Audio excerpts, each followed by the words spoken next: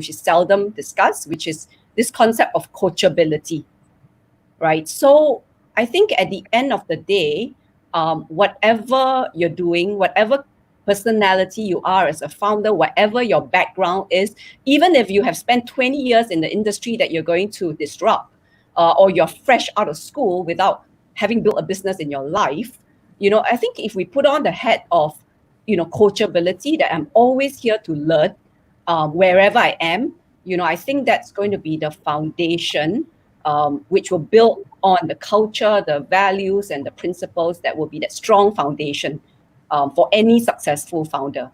So not the rascal, not the rebel that I was prepared to talk about, but this is something that's close to my heart. Yeah. So, yeah, happy to hear your thoughts. Yeah, we see coachability as absolutely key for the people that we work with, but that's in a sense because we work with founders that potentially need to be coached. So there are some founders who just don't need to be coached. I think there's one attribute that I'm going to talk about, which is maybe a little bit mundane, but it's responsiveness. So the really successful founders that I see are really responsive. You send them an email, you're getting a response really, really quick, a WhatsApp message. They get onto stuff straight away. And it's kind of really interesting when you observe them and you work with them, because you can see that they churn through problems, issues, or whatever very, very fast, right? So they're kind of working, a lot of the ones that are really good just work at light speed, yeah? Whereas a lot of people maybe a bit more ponderous and think and worry about all the different angles. These really good entrepreneurs just tend to work at light speed. They're picking up the phone, they're responding to WhatsApp, they're responding to your emails, they're taking the next step before you've even thought about what's going to happen. And I'd say that's an attribute of both my friends who are got successful businesses, but also a lot of the startup founders that I meet. Yeah. Yeah, so I guess in a sense, sometimes they call them hustlers, or the thing is like on the opposite side, it's like it's paralysis by analysis, right? If you think there has to be a balance, I mean, obviously you can't just do action and not think about it, but you can't be thinking too much and then before taking action, right? It has to be somewhere in between, obviously. Chris? The hustlers, but just even when they're not hustling, they're fast. They get stuff done, amazing throughput. Yeah. Chris? Yeah, for me, I guess I'm going to be a little bit cliche and say passion or fire, because there's just you just meet some founders and I've interviewed a bunch, founders of Zendesk and Slack and Eventbrite, and there's some just, there's heat coming off the chair. There's nothing going to stop these people, right? They're going to just get it done no matter the circumstance. And then you see that, no more true than today in these circumstances. It's like, this is not, water off the back kind of stuff. I'm going to keep moving towards, my goals, my vision, and getting it done. Yeah. Yeah. So it's interesting. Like, question here, Dave. Oh, okay. What role does ego play in successful entrepreneurs? Okay. So I was going to go back to this because the first thing that was put on the table is coachability, right? And how many people would say young Steve Jobs in his 20s was coachable? So I don't think anyone would say he's coachable, right? I guess in a sense, I don't know, maybe he could be quite an exception because, I mean, he was right? In a sense, he saw things that nobody else saw. And in a sense, the other people, they probably coached him and told him things, but they were wrong in a sense, right? Maybe not wrong in terms of how he treated people, but certainly not in terms of being people are crazy, right? And in a sense, if you're really, really, truly innovative, I mean, if you expect 90% of the people around you to understand what you're talking about, then it's not very innovative, right? Because I mean, in a sense, if everybody's talking about, it's kind of too late, because everybody's trying to do it. But you should be really thinking about what's that thing? And by definition, people are like, I don't understand what you're talking about. And then there lies in the next big thing, right? In that sense, right? So I guess coachability needs to be unpacked a little bit in that sense. Because, I mean, coachability what does that mean? Coachability doesn't mean you're a doormat, for sure. It doesn't mean that you take everything at face value. It is. I guess it's just being open to feedback. And I'm sure Steve was very strong he was very visionary. He was very strong on the product side, but perhaps he had some shortcomings. I don't know. With the way he had managed the organization and things like that. So no, I don't think it's an all-encompassing thing. It's more like a mindset rather than, yeah. But I mean, it's a complicated subject, Yeah, So and I guess in a sense, it's like there are different routes to success in that sense, right? So it's not as if there's one formula or one recipe. Yeah. So there's people who are coachable and they're perfectly successful, and there are people who are totally uncoachable, but then because they were right, they still become successful. It could be more short. I think it's a difference is short term versus long term. So if you're not coachable, I think short term you can get the success to some level. Think about Uber's Travis Kalanick, right? I mean, that kind of so you can get to that level, but once it maybe hits a tipping point, I think that might be the part where it's the make or break. So I don't think we have data here to show, like index of coachability versus success, but I guess just for the purpose of discussion. Yeah, but I think that's a lot of interesting, right? A lot of people underrate luck with a lot of these people as well. They're not, I sit there and think a lot of them aren't as smart as they only sound smart because they become successful. But when you unpack it, some of them aren't that smart, right? They've just been a bit lucky, right? And people. And when you say smart, what do you mean by smart? Are you talking about like intelligence, or are you talking about street smart? Exactly. Yeah, like a lot of, I'm sort of anti a lot of the kind of business books that you read because they all use this rear view mirror and they all like kind of put their theory over stuff that's happened and make people seem like they're really strategic and stuff like that. Yeah, right. But I know plenty of successful people who will say half of it's just been good luck. Now that's being smart, knowing your industry, being in the right place, doing the right stuff. But they get, sometimes people get lucky breaks, right? Yeah. And then too much is put down later onto, how smart these people are. I know it's a controversial view, maybe. Yeah. No, it's also timing. I guess luck equals timing as well. I mean, we've seen many startup ideas fail just because the timing wasn't right. And if they had started 2 years later, it would have been right? So how do you look at timing? Is not something that you can predict 100%, right? Yeah. I've lost money on quite a few startups where, 2, 3, 4, 5 years later, the ideas kind of got embedded and just started to roll. Yeah. And then you sit there and you think we wasted all that money, but you were kind of like educating the market maybe, or maybe there was some tech conditions that weren't quite right sometimes, like, not enough mobility or not fast enough internet or whatever, but there's usually some obstacle in the way that you can't see that kind of stops you rolling. Yeah. I mean, there's always this external factor, right? In a sense, they say the leading edge is the bleeding edge. And in a sense, how do you tell the timing unless you're actually in there and trying to do it, right? Because is it 3 years? Is it 4 years? Is it 5 years? And no one can tell because, you can't tell a priori, right? Yeah. But I guess in a sense, I'm trying to unpack a little bit more in terms of like the internal character and charisma of the most successful entrepreneurs, and that's despite whether some big corporation came out with this and offering it free, and then like, oh, we're dead, right? Because now we don't even have a business model, right? So in a sense, you can't blame that enterprise or even the entrepreneur because there were factors beyond their control, and then not even the most brilliant character or the most brilliant smarts could actually make that successful. Anything else that you've encountered that it has? Well, I'll have a crack at Pauline's question here if you want. Okay. Sure. Yeah, there's a question coming in. Dave, I have a crack at this question from Pauline. She said, financial and the money. I think that the difference is the founders that are looking to be opportunistic about like financial gains and stuff are often the ones. Passion is going to win in the long term. You're dropping out. Yeah, I think you dropped out a bit, or is it Dave? No, Dave is on. Yeah, I'm okay. I think suddenly feel- Chris got a bit choppy.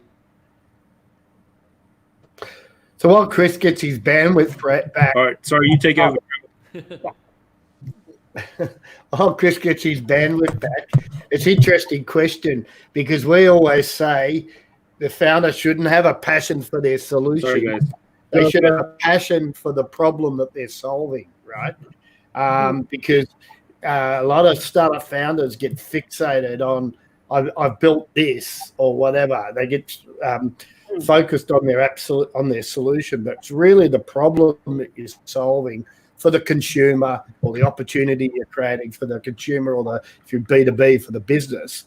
That the ones who have a passion for solving the problem and then can keep pivoting until they can work out how to optimize and solve that problem in the best possible way, they're the ones that will succeed, right? Whereas if I have a solution, I have a thing that I'm trying to sell to people, I've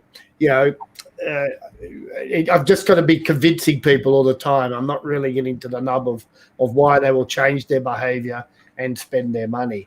So passion for the problem is what we would see. And anyone who's just passionate about making money should go and be a merchant banker or a doctor, because being a startup founder is not the way to do it. Yeah. Hey, Chris, you back, buddy?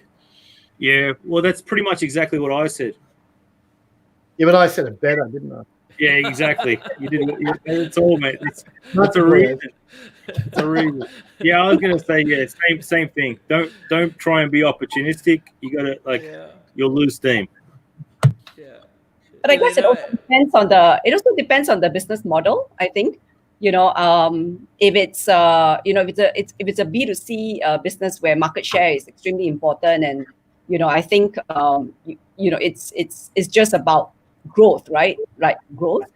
But if it's a B2B startup and all that, I think it's fine to look at the financial viability and things like that. So I believe it's also to do with the business model. I'm working very closely now with a US-based startup expanding into Asia. They are in consumer goods. So layering technology onto a very specific segment for consumers. And to them, they're very clear. Like we're going to grow sustainably. We raised one round of funds and we're not raising anymore because we got to be absolutely in control. And their goal is to be cash flow positive at all times. So it's just a different approach to growing the business. But I mean, they've grown 5 times since last year. So. But Elena, they're not passionate about the problem. Oh, they are. Of course, they're passionate about the problem, but it's also a different approach to building a startup, right? So that's kind of what they are passionate about, solving that problem, but it's just a different approach to raising funds, to getting investors, to even publicly being open about it, like some startup founders are, right? So I guess it's just a different way. We have a saying, cash is king, and with no cash, there's no king. And it's as simple as that, right?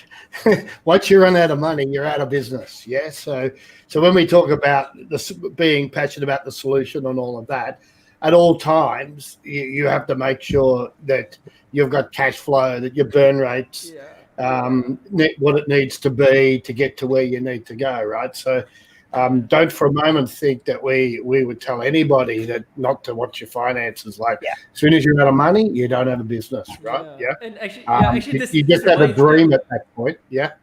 Yeah. So this reminds me of actually a video that's very famous, right? Because I think 60 Minutes or something interviewed Elon Musk, and this was several years ago. And it was quite amazing, right? Because they were asking about SpaceX, and incredibly, he was literally crying on TV. Because he had gone right to the edge, and I think he was on that brink of, closing that whole thing down. And I think he put almost all his money on it. So in a sense, sometimes that kind of like crazy passion thing, although you're not necessarily watching your cash flow, that sheer energy and craziness is actually something that people want will believe in, right? Because they're looking for that energy, they're looking for that craziness. And in a sense, all you need now is actually not changing yourself or not coaching yourself, but recognizing that you also need a COO sometime down the road. So, like in that sense, right? in a sense, sometimes venture cap is about as much about investing in the person, and then we will figure this out later, because a lot of other stuff which is left brain, and we'll figure this out later. But if you don't have that person that's driving it, that's evangelizing it, and I guess what is that, like Steve Jobs always talks about that what do you call it? This reality bubble or something. Well, that's a phrase for it, right? The contortion bubble or something like that, right? And you're able to paint this vision of the future such that your investors will buy in, your clients will buy in, your customers will buy in, your employees will buy in. And in a sense, because of that ability to lead in a very exuberant way, you can make successful. And then that's regardless of, in a sense, your personality, because you can either be like Steve Jobs, or you can be a little nicer, in a sense, like Sam Walton of Walmart. But so have you actually encountered like personalities like that before? I mean, they're very rare, right? I can tell a story right now. So the founder of Zoom, right? This is a classic case of investing in people, because he was just allowed to work on that product for about 2 years before it saw the light of day. Right. So that wasn't but he was head of video comms at Microsoft or something before that, so that they knew he had the technical capabilities to deliver. But it was very much, we're invested in you, and we know you got to do a good job before even seeing the product. Right. So one of the things that we see, obviously, but with leaders, I mean, the first thing, it'd be interesting for Elena to reflect on this. I mean, the first thing is the entrepreneur or the leader has to empower or give a vision to their staff, right? And we're always wary of when we come across a startup where there's a single founder and there's no one really around them and there's stuff outsourced, because it means that I can't convince Chris to come and work for me for free because this is a great idea and this is a great passion, or work for equity or whatever, right? Yeah. So it's like you haven't even been able to convince one or two people, right? The first follower. I don't know if you've ever seen that dancing video of the first follower. It's pretty cool. Yeah. How to Start a Movement is a TED Talk by oh my God, I can't remember his name. I can't remember his name. I'm terrible at names. Like to start a movement, it's not the first person, it's the second person, right? That starts a movement. Correct. It's the first follower, right? So with a startup, you can't get the first followers around you, i.e. staff to help you. Then there's oftentimes there's a leadership problem from the very beginning. Do you see that, Elena? I mean, you work in the HR and the recruitment area. What do you think? You mean of getting the first follower? Or more the leadership and the employee leadership, right? Needed of the entrepreneur, yeah. Well, I don't know. I mean, I've seen founders that sell very, very well, whether it's to investors or to employees. I mean, it's the same, right? You pitch to the investor just as you would pitch to the employee, and but at the end of the day, it's about execution. So I think I've seen founders sell very well, but they can't execute. So they lack experience in having built businesses from scratch, don't understand operational issues. And so I think that's kind of when everything fizzles out, if you know what I mean. So you can build a group of followers just based on your idea, but if you do not know what is needed to grow the business, meaning you bring in followers not just because they like your idea, because they complement your gaps, your competence gaps. I think that is a more practical way than to just get a whole lot of passionate people jumping around. You know what I mean? So can we do that practically? And I think that's what's lacking in many of the more snazzy founders in the region. Yeah, and so when we talk to founders, we actually try to bring them back to the ground. Like, hey, I know you've got this good idea. I know you're really good at selling it, but what do you need to grow to the next level? What is missing in you, as a founder? Oh yeah, I do not have operational experience. I'm not a CFO. I've not done finances before. So here's your followers should comprise of folks like these, and not just people who love your idea, right? Yeah, well, I So wasn't suggesting for a moment that you bring on the wrong followers, because that would be, yeah.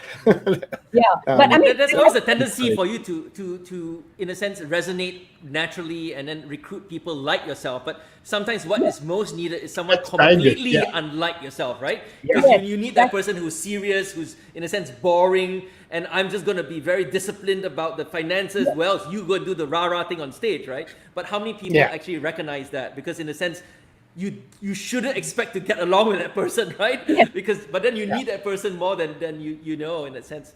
So I yeah, was going to ask exactly. you very quickly, right? Like how many out of all, like let's say, like out of all the founders you've met, how many percentage actually sort of recognize this critical thing?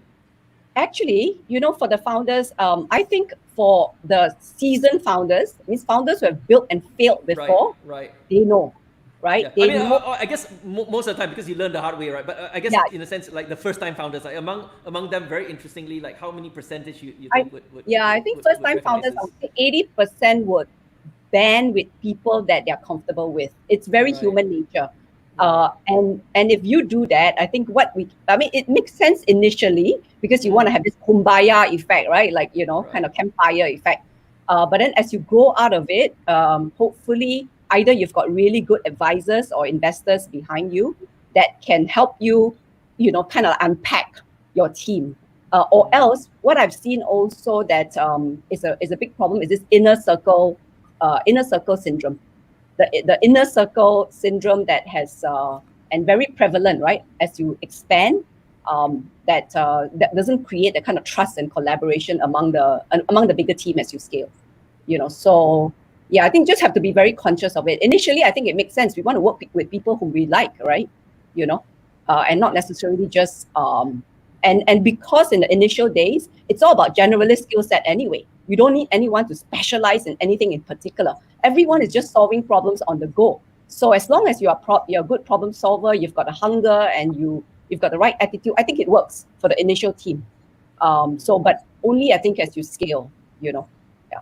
yeah. And at which point would you consider like scaling in terms of actually headcount? Beyond founders minus one. So I think as you scale beyond founders minus one, that's when you get a bit more cognizant about what is missing in the founders team in terms of competence to scale.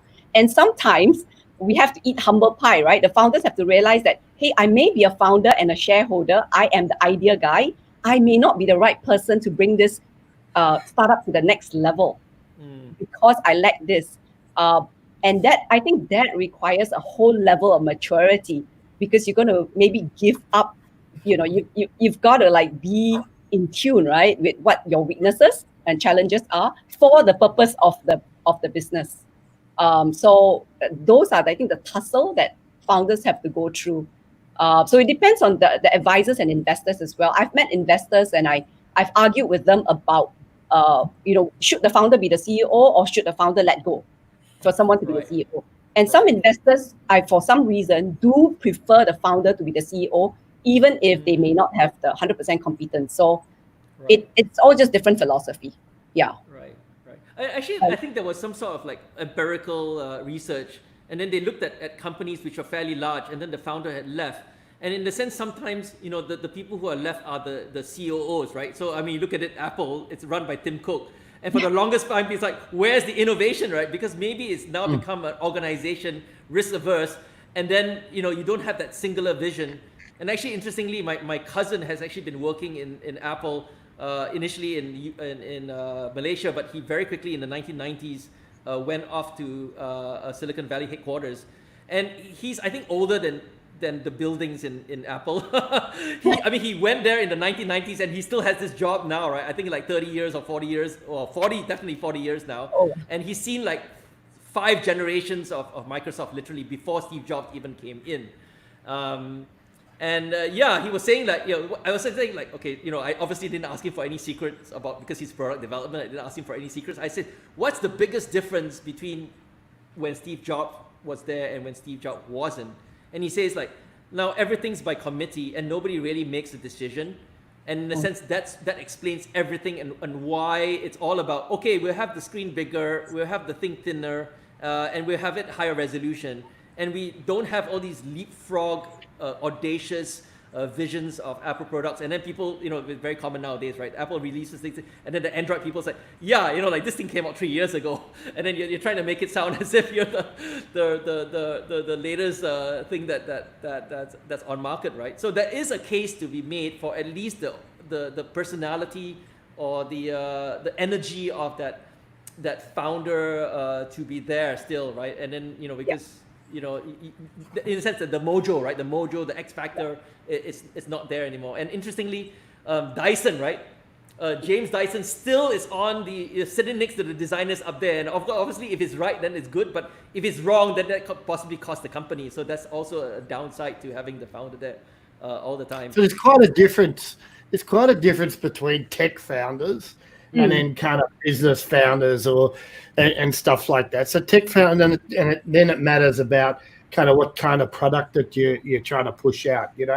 Like if don't want to generalize too much, but if you're developing video games or something like that, and your startup's doing that, or esports games, it's quite different than if you're out there trying to sell something. If you're out there trying to sell a Tesla, you know what I mean, like a consumer product like that. So again, the different kind of founders and way they build the teams are quite different. I mean, if you need a tech team to really go deep and actually get something really working, right, then the way you kind of attract people and keep them going is a lot different than if you're kind of building something where, you're going to try to attract a lot of money and, you're trying to get all these connections and things like that, maybe it's quite a different, different sort of company and different building. So if you think about it in one way and you think about one way of hiring and different skills and all of that, sometimes that could be completely wrong for the startup as well, because it really depends on what they're doing. I mean, we run energy programs like smart energy around the clean energy transition, highly technical companies, very, very different to the fintech companies we work with, where they tend to be people out of the more functional side of finance and banking, and they kind of know the business, and then they assemble a tech team around them or outsource. Right. Quite a different dynamic goes on. Yeah, I guess it depends on who you're selling to, right? If you're selling to accountants or people who are in the back end office, like you can't have this person who's too visionary or audacious. Otherwise, it's like, or if you're trying to sell it to insurance industry, or if you're selling a product or selling a product that'll kill people if you get it wrong, that's kind of different. Selling a product where, I don't know, it's a game or something of that nature, So it does make a real difference about the segment that you're in. We've got a sports tech program on at the moment, and they're all kind of crazy sports people, which is kind of really interesting, which is another kind of, different thing. We've got our sports tech demo day coming up pretty soon, so I think they'll put it up on the screen. But if anyone's interested in having a look at some of the startups that come through in the sporting area, they could come along. Special invite. It's a closed event, but special invite. They can come along to our sports tech demo day if they like. Yeah. Right. And when is that happening? That's happening in about 5 weeks' time. Yeah. Okay. So yeah, whenever that is. Yeah. I'm losing in August. Yeah. Yeah, but I mean, personally, I've always been attracted to, someone, a visionary founder, if you know what I mean. Like, I think we know that many founders, many startups have been built without, not necessarily this like great big change making kind of idea, but somehow, you can't help but feel attracted when somebody tells you about their vision to, go against the big boys or the dream that they have, or, it's almost like, as you say, they are revolutionary. They start with, I have a dream. And, as you listen to them paint that story, it is so inspiring. I mean, Dave, we just concluded our general elections yesterday, right? Right, yes. And I don't know whether you've heard, but it is almost feeling like, all these rebels and revolutionaries are slowly rising to the top. And it's so euphoric. Yesterday at 2 a.m., people were shouting in the streets. Oh, really? Wow. Yeah. Because the opposition won another, like doubled the number of seats in parliament, basically. Wow. Yeah. Yesterday.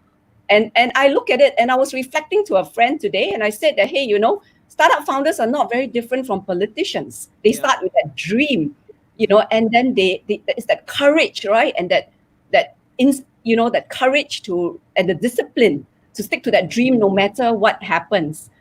So I think a successful startup founder, if you have that combination of it, not just that dream, although that's really a starting point, will be the ones who are successful. And I hope our Right. politicians will be just the same. Sorry, I have to drag politics here because we're Right. like just Yeah. So what I guess, do you guys? yeah. What I was do you just gonna guys make in Singapore think about Hong Kong and what's happening there? If we're talking about politics, should we go backstage to discuss? That's another session. So I was just going to say, right? I guess in a sense, right, we have to distinguish what we're talking about, because it's perfectly fine to actually found a business, and it's a multi-million-dollar business, perfectly rational, but it's not revolutionary, right? But the moment we get into this revolutionary, oh my God, what the heck are you talking about? Then in a sense, like that may be a certain profile that you need, right? The rascal, the revolutionary, right? And that's our characteristic, because that's what it takes to move everyone. All the people. I mean, one by one, your entire adoption curve, right? That's what it takes to move people there, right? And because that's why I said. One of my earliest founders whom I worked with very closely was exactly that. The 3 R's that you have describe him. Right. But I think looking back, what could have helped if he had surrounded himself with the conformists, the non-rebels, the non-rascals, and the non-revolutionary, because they are needed to run the business, right? To oil the business, Right. So anyway, yeah. Yeah, Chris. Okay, what have we not covered? And what one thing that we haven't covered yet we should cover? Well, mate, you tell me, mate. You're hosting here. What's going on? No, I mean it's just a conversation, right? It's like there's no power thing here. It's like, have you noticed anything that we should be talking about that we haven't? Well, the rebels and the revolutionary bit. I mean, I agree. I mean, you have to be on another level to just get beat down by everyone, and especially if you're making leaps and bounds, and to your point with the Elon Musk stuff. If Elon Musk wasn't a billionaire and if he was at the pub talking about going to the moon and stuff, they think he was just crazy, right, and drunk. But you have to be aware that you're going to hit these VCs 100 times and 90 of them are going to tell you the idea is not going to work, and you still keep going. That's a rare bird right there, So, Right. yeah. Actually, this reminds me, right? There's this famous story in the Valley, because the 2 Steves went to the VC's office, right? Steve Jobs, Steve Wozniak, and actually the VC on the way out, they had he asked the secretary to check their briefcases just in case they stole anything from the waiting room, right? And he actually labeled, this is very famous, right? He labeled them not even rascals, revolutionists, or rascals. He labeled them the renegades of the human race. It was that bad, right? And obviously he was. History is replete with people regretting it, right? J.K. Rowling was rejected. Steve Jobs was rejected, and then even I was in the Valley in 1999, and then people were saying on Stanford campus oh yeah, try this thing out. It's pretty cool, and then that was Google, right? The first 20,000 people to use it. And then the startup office was on University Avenue, and every single person was saying why are you wasting your time on finding things on the internet? Because Yahoo was already $1 billion company. It was the king of the hill. And then it's your Stanford classmates are taking a little bit of compassion to you because they are paying you $100,000 to have the privilege of putting the Google search engine on the front page of Yahoo. And wow, we lived through that era, and who's talking about Yahoo now, right? Google literally was 30 people on University Avenue, and you wouldn't necessarily even consider Sergey Brin and I'm sorry, but who's the other guy? Sergey Brin and Larry Page, right? Yeah, you wouldn't really consider them like Steve Jobs, but obviously they were a quieter form of. I don't know whether they're rascals. I don't know them well enough, but certainly they were revolutionaries, and they were, they completely had a different paradigm. They just didn't to be an entrepreneur, you have to hate the status quo, right? Yeah. You have to think the status quo is wrong. Like comes back like something really annoys them. They must have been sitting there thinking those guys at Yahoo are stupid to try and manually catalog everything on the internet. That's so dumb. We can do it with software. They must have been really annoyed. Right? Yeah, and that's where the rebel. That's where the rebel thing is. You're dissatisfied, right? This is stupid. We can do it better, cheaper, faster. Right? Yeah. And don't we all do that in our life? You go through stuff and you go, oh, this is so stupid, or this is just wasting my time, or this is overly expensive, or things like that, right? They're the sparks which get the entrepreneur going, because then someone says, actually, I'm going to fix that, right? I'm not going to put up with it, right? And then I'm going to do something about it. Yeah, and that really gets them going, I think. And you talk a lot about Elon Musk and stuff like that. When he's I was following him from day one on the Tesla, right? And that plan was, because he's had this green vision for a long time, right? And that's the big thing about clean energy transition. And what annoyed him was all of these electric cars are all crap. They all look like boxes, right? So he said, I'm going to go and build the nicest possible sports car, which is an electric car, right? Yeah. I'm going to build that because no one's going to buy these things. And we want to get a clean energy transition going. So he started off with that 2-seater Roadster that was just a hot rod, right? Hot rod on wheels, and then build a car company out of that, right? But that was the passion for green energy that made him build Tesla, right? Because he wanted people to move off carbon, So it's really interesting. The problem he solved was all these EVs out there look crap. They're shit boxes, right? Let's build a really good one, and everyone will want one. Yeah. Yeah. I mean, how much of a rascal? How much of a rascal you have to be to launch a Tesla into space, right? A floating Tesla with a spaceman in it, right? It's like, wow, okay. Take it to another level. Actually, we've been talking about all these like sort of visionary and inspiring change-making founders. I don't know. Have we encountered any like sort of more boring founders? I mean, people who are solving boring problems or just copying solutions and making it. Okay, so James Dyson, right? I mean, you think about it like his products suck, right? Literally. Really? I use it. And it's a $1 billion company, and he's still on the product design floor. And in a sense, how many people have even heard a speech by James Dyson? But yet he has this ability to attract highly talented people to work on vacuum cleaners and hair dryers. Right, so a lot of the fintechs we see are boring. Like one of Melbourne's, what's his name, unicorns, fintech unicorn, or Air Wallets, right? It's about transferring foreign exchange around, right? It's like if you've ever worked, I used to work in that part of banking. It's the most mind-numbingly boring part of banking you could possibly get into, right? Yeah, it's just like, wiring up, electronically wiring up so money goes from me to Dave, it's like switches along the way, right? And then those guys like knew something in there, that was wrong, and a way to kind of turn it around and create a unicorn out of it. Like, it's amazing. I sit there and go, how do you make a unicorn out of foreign exchange transactions? But these guys just know the problem, love to solve the problem, and get in there and do it. Yeah. So I guess it's worth talking about these types of alternative or on the other extreme personalities, right? The quiet ones, but they're obviously driven by very deep purpose and passion in a sense, except they don't have to be exuberant about it. So maybe could you describe a little bit about the personalities of these people in the fintech company?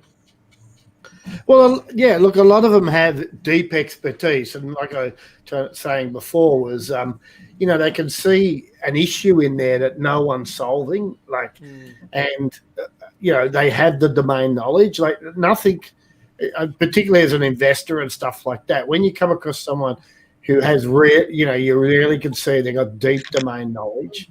Oftentimes, even though they're very quiet, maybe they're not exuberant, they don't come across as the entrepreneur that we all see.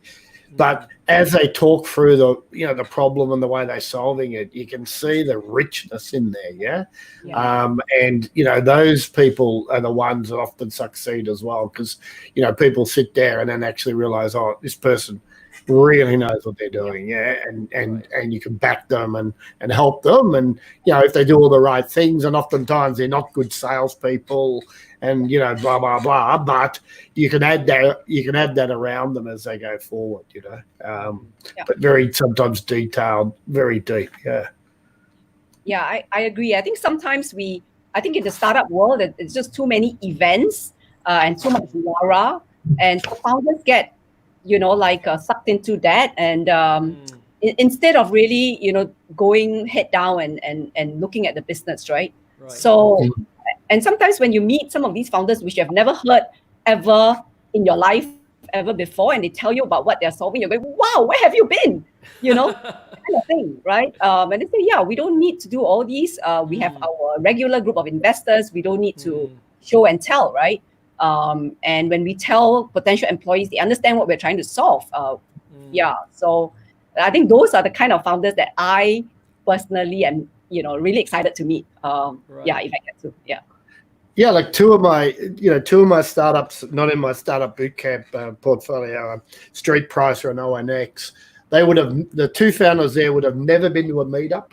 They would have never been to a startup event in their life. The OMX Solutions, we print 3D jaw parts, right? Made. We've got hundreds of patients. The founder's 58 years old, right? We started the company 5 years ago, right? Absolute brilliant person, really deep in his field, right? But not an entrepreneur, right? He's taking a lot of risk, but nowhere near the profile that we see standing up at a pitch night. You wouldn't see him there ever. It's quite incredible. Hey, Rachel. I like to bring this up, right? Because we're entering now into an era where a lot of the most powerful, impactful solutions are actually coming from deep science, right? And the people who come up with this, AI experts, biotech people, they have PhDs, and they may have, by definition, like a lot of PhDs are introverts, and they don't really like to talk to people. They just like to do this, but they have the most amazing breakthroughs, and in a sense, if they wanted to, these would be billion-dollar companies, right? So I know of a program. I don't know whether everybody knows about it. I'm sure Elena does, but it's called Entrepreneur First, and it's not about even a startup, right? They're trying to find these researchers and PhDs, and actually one of them is one of my friends who's actually a TEDx NTU guy. And they screen them for personalities, because obviously they know that the vast majority of PhDs don't even come close to having the personality to even want to start a startup, right? Or a business, let alone, right? So they have a very, I don't know the details, but they obviously have a way to filter who's a potential startup founder. And then I guess they kind of nudge them to say, hey, why don't you consider this? I know you've been spending 10 years of your life in academia, but then obviously we see something in you, and you do have what it takes, nascent, to be a founder.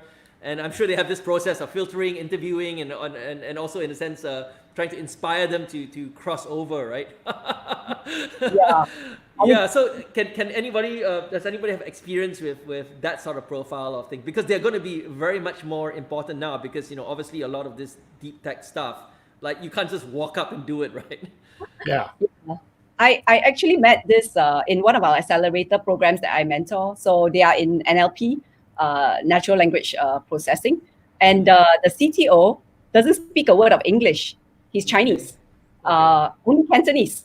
But when I spoke to him, and I almost felt like, hey, can you hire me as your first COO? Because I think your technology is so amazing. We had language barriers. I know I can speak pidgin Cantonese, but not business Cantonese. But what he did was just demonstrated what he was trying to solve, right? It's one of those that you felt like, hey, I'm happy to be your first employee. That sort of thing. So I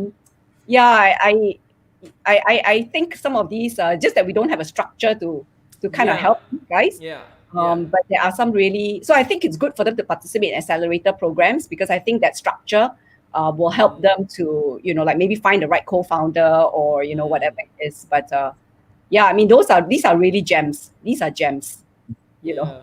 I mean, I guess by definition, it's so difficult, but so it takes a lot of stars to align before, in a sense, that star can be created, right? Yeah, that's right. Yeah, And Chris, have you come across alternate personalities, the non-expressive, non-exuberant ones, but yet you're so enraptured by? Yeah, I mean, absolutely. I mean, I've had the privilege to sit on stage with a number of billionaires. All of them were pretty normal people. Like, like it kind of gave me hope for my own projects. Yeah, just to know that they're normal people. In terms of like really technical people, I mean, it's yeah. I mean, I like to be able to have a conversation and know what the hell's going on. But that's just me. Yeah, but yeah, I think at the end of the day, really, we don't need to be the smartest and the brightest and the PhD to really start to do a startup. Yeah, absolutely. I mean, I recognize some people that know that domain, serious domain expertise, and I just say, here, you can have my money. But yeah, I don't know what the hell's going on. Okay, I guess we're just about time. And maybe I'd like to ask you, just as final thoughts, right? What is one thing that you learned today that you didn't know before, or you weren't aware about before? Can I start? I mean, opposition getting into Singapore. I thought it was a one-party state up there. So I'm gonna do some reading tomorrow morning. I think we need a separate session, and then this thing obviously is interesting enough to talk about. I mean, like anything from this session that you, I think it's kind of like. It's not about being bipartisan or whatever. I think it's good to always have, like opposing views, right? So I look at it like in Singapore, we never had a startup culture, because Singaporeans just go to and join a big MNC, and that's our life, graduating from school. But in the last 10 years, people have changed. They've become more entrepreneurial. They look at alternative paths. And I think this is how society should grow and evolve, right? So whether it's politics or whether it's tech, So we can have a separate conversation. Yeah. And I'll give you a little, I mean, since I guess we're talking about Singapore, right? I mean, in a sense, the founders of Singapore, Raffles and also Lee Kuan Yew, I mean, they had to be a rascal, they had to be a rebel, and they had to be a revolutionary, right? I mean, in that sense. Absolutely. A lot of people don't know this, but Sir Stanford Raffles, who discovered Singapore, I mean, East India Company was a MNC, right? It wasn't the British government.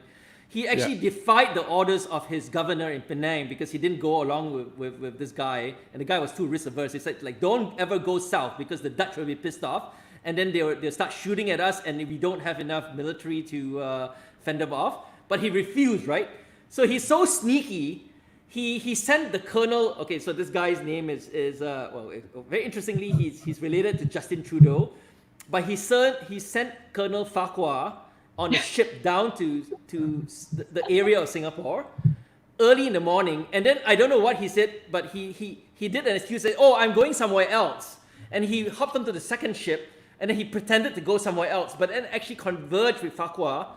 And then they headed to Singapore. So a lot of people thought it was like, okay, Singapore was just founded by the British. He said, no, it was founded by this guy who completely defied his boss's orders and took this amazing risk because he looked at old maps and he completely believed that there was a deep water potential port for the British to found. And here we are, right?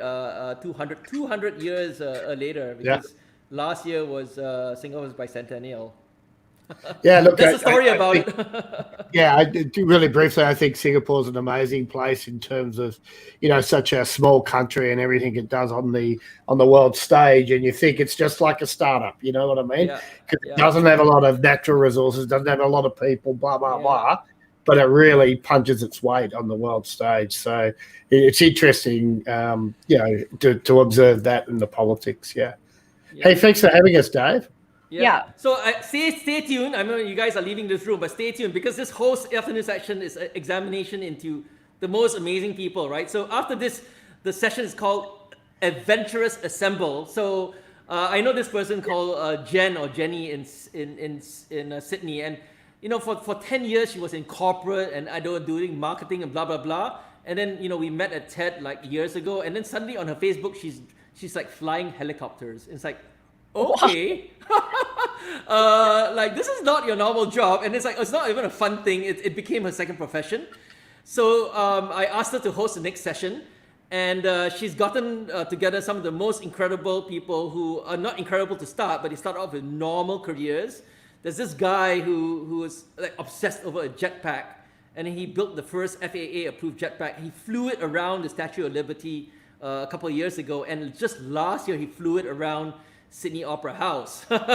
So yeah, without further ado, I think I'll bid you guys a farewell, but we'll catch up again and talk about this more. Stay tuned, and yeah, please bring up Jennifer. Sorry, Jenny. Thanks, guys.